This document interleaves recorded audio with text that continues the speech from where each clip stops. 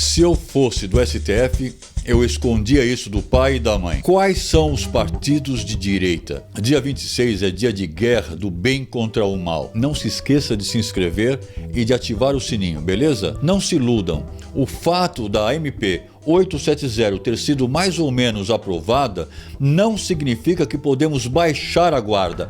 Baixar a guarda é o que eles querem, que a gente faça. Não sou a favor de fechar o Congresso e tampouco sou a favor de fechar o STF. Se fosse possível fazer uma invasão pacífica, eu seria o primeiro a invadir. Mas sabe como é? Alguém vai dizer alguma bobagem e aí a coisa pega fogo. Então, não sou a favor da invasão, à força no Congresso. Mas temos sim de meter medo e nos fazer respeitar, pois eles há muito tempo perderam a vergonha, o respeito e o medo. A vergonha não há como fazê-los ter, mas o medo e o respeito sim. E já começaram a ter medo. Depois de tudo que se tem ouvido nas redes sobre essa manifestação do dia 26, de repente as coisas começaram a caminhar um pouco mais. Mas veja só, a MP 870 foi adiada. E por que foi adiada? Me fala aí. Por que você acha que foi adiada essa MP? Se vocês não souberem a resposta a essa minha pergunta, eu vou responder para vocês nos comentários, beleza? O Josemar Silva me fez uma pergunta aí nos comentários, no nosso último vídeo. Mas afinal, ele pergunta, quais são os partidos de direita? Tá aí uma perguntinha difícil de ser respondida, viu, Josemar? Mas com certeza, o que fica muito claro para os nossos olhos é que essa rachadura traz benefícios para o governo e para nós do povão. Por quê? Depois da vinheta.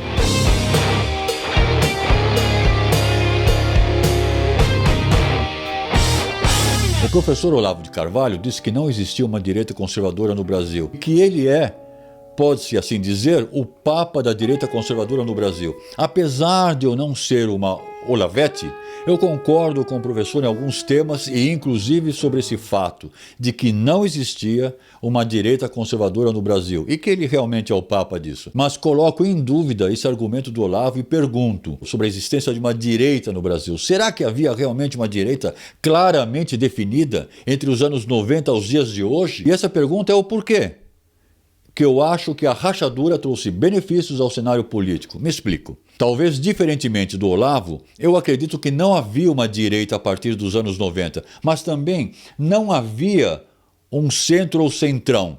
Para mim, o que havia era uma coisa só, uma panela só, um caldeirão, melhor dizendo, um esgoto só. Esses esgotados de decência, esgotados de qualquer preocupação com o povo brasileiro, canalizavam riquezas que eram recolhidas por debaixo dos olhos do brasileiro, sugando as tarifas de transporte dos IPTUs, as tarifas, os impostos, os IPVAs, das multas, da saúde, da segurança, e com essas riquezas faziam suas orgias, amavam e engravidavam suas amantes.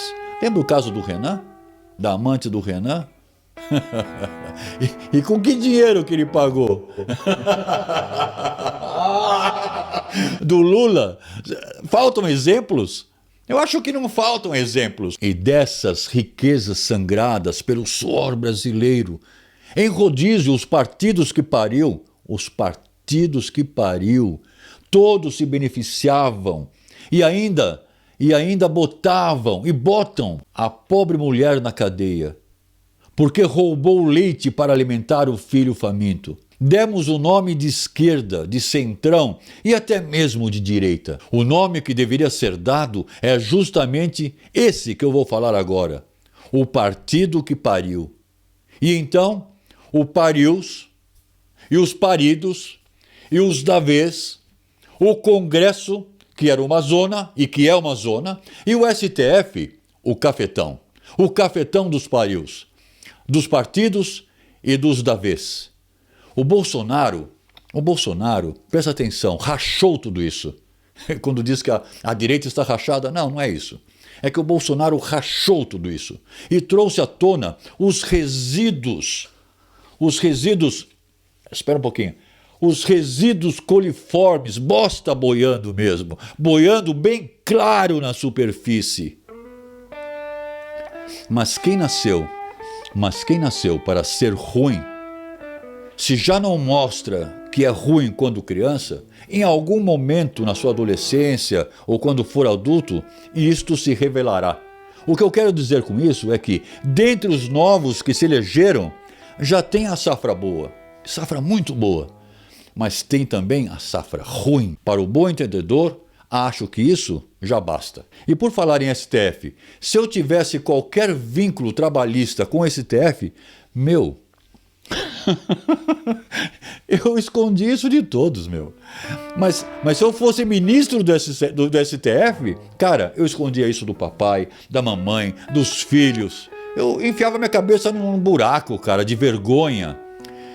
Sabe o que eu diria para eles se perguntassem qual é a minha profissão? Eu diria que sou lixeiro ou vendedor. Sabe por quê?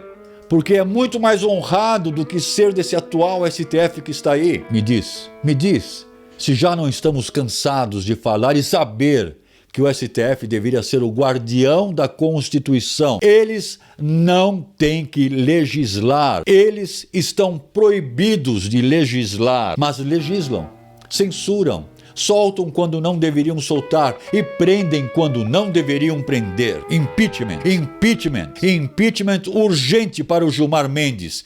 Tem de começar por ele e depois os outros. Por isso é que eu digo que é muito importante ir às ruas no dia 26, é muito importante ir às ruas no dia 9, e sempre que o governo, a democracia, a Constituição, que lhes falta um guardião, estiver em perigo, essa é a nossa missão, essa é a nossa obrigação como cidadão. Então não deixe se levar pela conversa mole. Não, eles começaram, tá indo bem, sabe como é que é?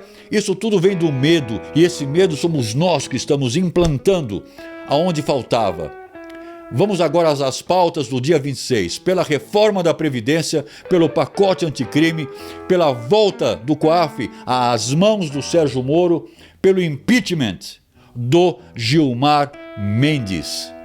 Dia 26 é a guerra do bem contra o mal, do bem contra o mal. Ajude a subir essa tag. Dia 26 é o bem versus o mal. Zangão Blues.